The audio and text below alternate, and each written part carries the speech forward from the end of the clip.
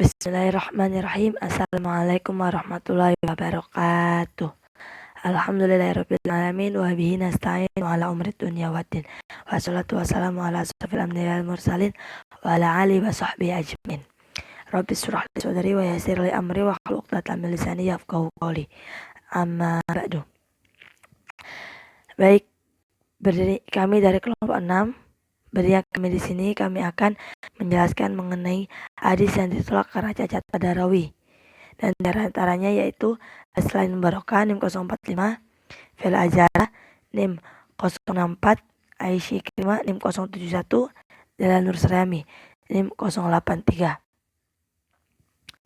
Dan di sini kami akan menjelaskan mengenai hadis yang ditolak karena cacat pada rawi. Sebab hadis ditolak karena cacat pada rawi ialah karena rawi meleset dalam perkataannya selalu diragukan, tidak benar. Setiap apa yang disampaikan membutuhkan pertimbangan. Harus ada pertimbangan lebih mengenai apa yang dirawikan oleh seorang rawi. Dan dilihat dari segi hafalannya yang kurang. Dia memiliki hafalan yang sangat lemah, tidak kuat dalam menghafal. Dan di sini terdapat 10 sebab ditolaknya hadis karena rawi.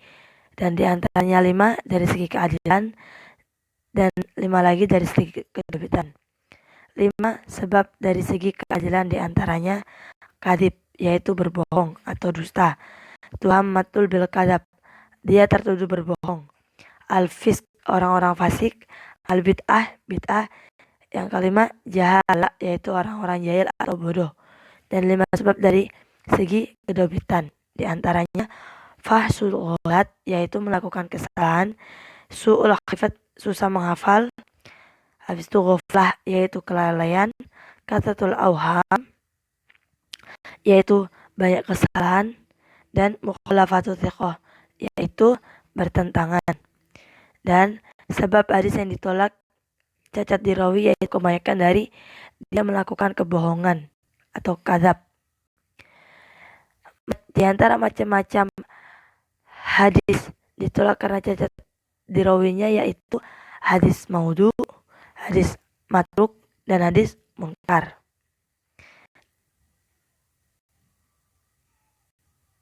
Hadis yang ditolak karena cacat pada rawi. Pengertiannya, hadis ini ditolak karena cacat pada rawi ialah karena rawi meleset dalam perkataan. Setiap apa yang disampaikannya membutuhkan pertimbangan dan dilihat dari segi hafalannya yang kurang. Terdapat 10 sebab ditolaknya hadis karena rawi, di antaranya 5 dari segi kebiasaan rawi dan 5 dari segi lisan rawi. 5 sebab dari segi kebiasaan diantaranya yang pertama adalah berbohong, kedua fasik, ketiga bodoh, keempat tertuduh berbohong, dan yang kelima bid'ah. Sedangkan 5 sebab dari segi lisan diantaranya yang pertama melakukan kesalahan, kedua susah menghafal, ketiga kelalaian, yang keempat banyak salah. Hadis maudhu. Hadis maudhu menurut bahasa adalah isim maf'ul dari kata kerja dalam kalimat wadla as-syai'a, artinya menurunkannya. Disebut demikian karena turunnya tingkatannya. Sedangkan menurut istilah adalah suatu kedustaan yang diciptakan lagi dibuat-buat lalu dinisbatkan kepada Rasulullah SAW. Kedudukan hadis maudhu dan hukum meriwayatkannya. Hadis maudhu yang paling jelek dan yang paling buruk dari sekian banyak hadis dhaif, dan sebagian ulama ada yang menyatakan sebagai suatu bagian yang terpisah dan bukan merupakan salah satu cabang hadis-hadis dhaif. Hukum meriwayatkannya, para ulama sepakat menyatakan tidak halal meriwayatkan hadis dhaif bagi seorang yang telah mengetahui keadaannya dalam hal apapun, kecuali bila disertai menjelaskan kedhaifannya.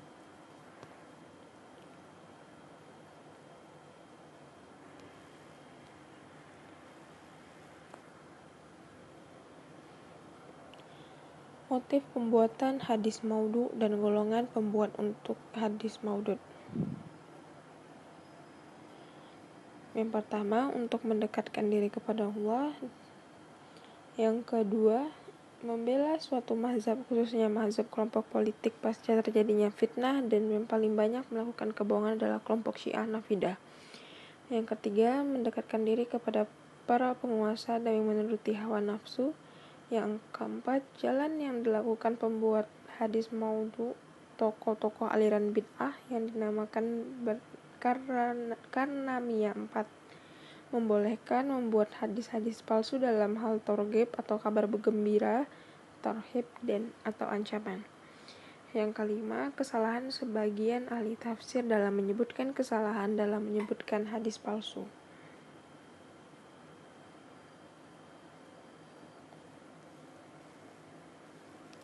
Karya-karya dalam hadis maudhu, yang pertama adalah Al-Mawdu'at karangan Ibnu Al-Jauzi. Beliau paling awal menulis dalam ilmu ini. Yang kedua, Al-Laili Al-Masnu'ah fi Al-Hadis Al-Mawdu'ah karya Asyuyuti, ringkasan kitab Ibnu Al-Jauzi dengan beberapa tambahan. Dan yang ketiga, Tanzihu Asy-Syari'ah Al-Marfu'ah Anil Al-Hadis Asy-Syani'ah Al-Mawdu'ah karya Ibnu Iraq Al-Qattani, ringkasan dari kedua kitab tersebut.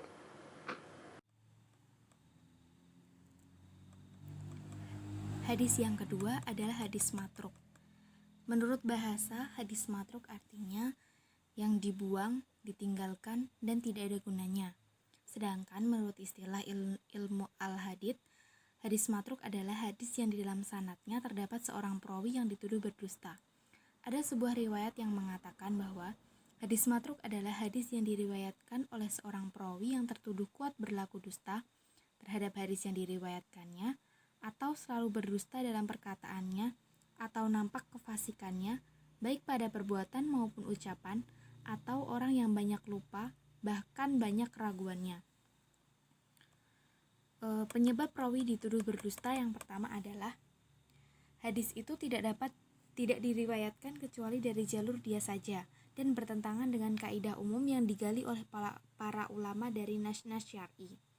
Yang kedua, dikenal berdusta dalam perkataan biasa tetapi tidak nampak kedustaannya dalam hadis. Yang ketiga, kebohongan yang dilakukannya sudah dikenal oleh khalayak umum sekalipun belum diketahui secara pasti dalam penyampaian hadis.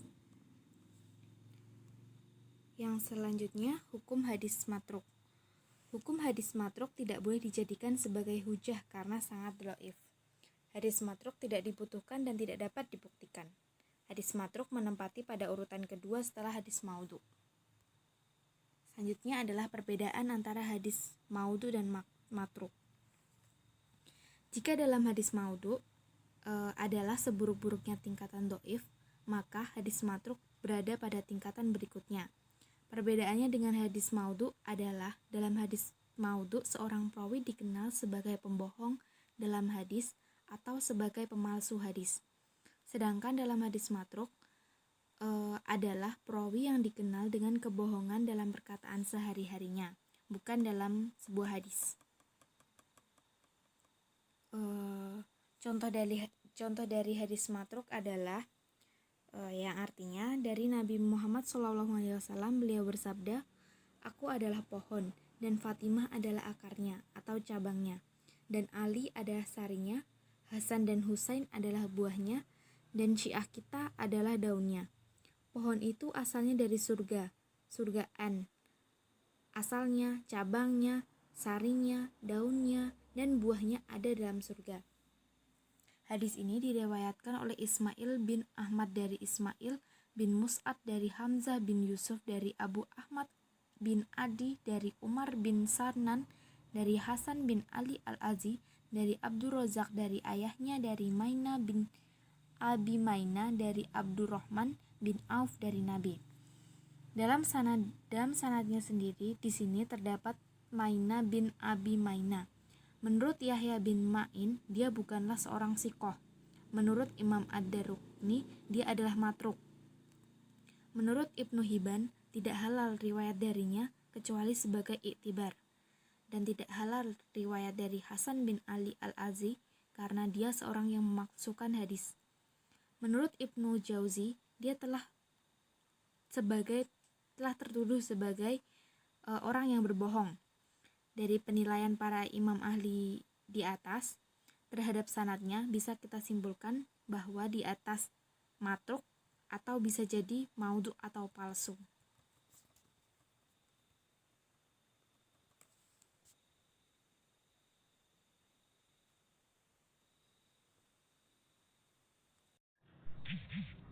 Selanjutnya ada hadis munkar. Apabila sebab catatnya pada rawi berupa jelek hafalan atau banyak kesalahan atau bersifat fasik, sebab ketiga, keempat, dan kelima, maka hadisnya dinamakan munkar. Menurut bahasa, munkar adalah isim maf'ul dari kata al-inkar, kebalikan dari al-ikrar, yaitu sepakat. Sedangkan menurut istilah ulama hadis mendefinisikan dengan macam-macam.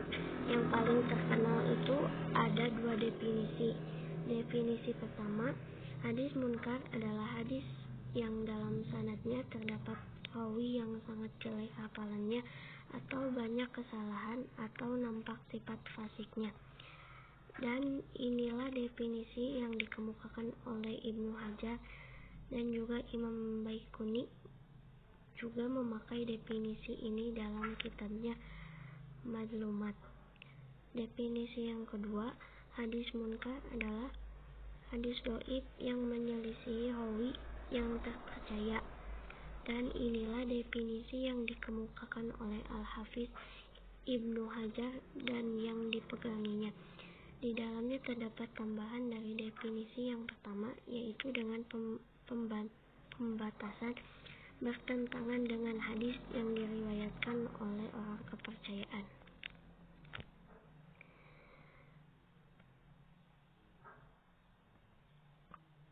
Contoh dari definisi yang pertama adalah hadis yang diriwayatkan oleh Nasa'i dan Ibnu Majah dari riwayat Abi Zubair Yahya bin Muhammad bin Qais dari Hisam bin Urwa dari bapaknya dari Aisyah secara marfu. Makanlah kamu sekalian kurma muda, karena sesungguhnya anak Adam apabila memakannya maka syaitan akan marah. An-Nasai berkata, hadis ini munkar, hanya diriwayatkan oleh Abi Zubair sendiri, dan dia adalah seorang syekh yang soleh. Imam Muslim mengeluarkan hadis dari dia dalam kitab Muttabi'at. Di samping itu, ia tidak menyampaikan kepada orang yang menerimanya sendiri. Yang kedua, contoh definisi yang kedua, hadis yang diriwayatkan oleh Ibnu Abi Hatim melalui jalan Hubaib bin Hubaib Az-Ziyad dari Abi Ishaq dari Al-Aizar bin Huraid dari Ibnu Abbas dari Nabi Muhammad SAW. Beliau bersabda, barang siapa yang mendirikan sholat dan mengeluarkan zakat dan menunaikan haji dan berpuasa dan menjamu orang lemah, maka ia akan masuk surga. Selanjutnya, tingkatan hadis munkar. Hadis munkar adalah salah satu cabang dari hadis dhaif karena rawinya dhaif bersifat dengan jelek ingatannya atau banyak kesalahan atau fasik, dan diriwayatkan oleh orang lemah bertentangan dengan riwayat yang sikot. Keduanya sama-sama terdapat kelemahan yang kuat.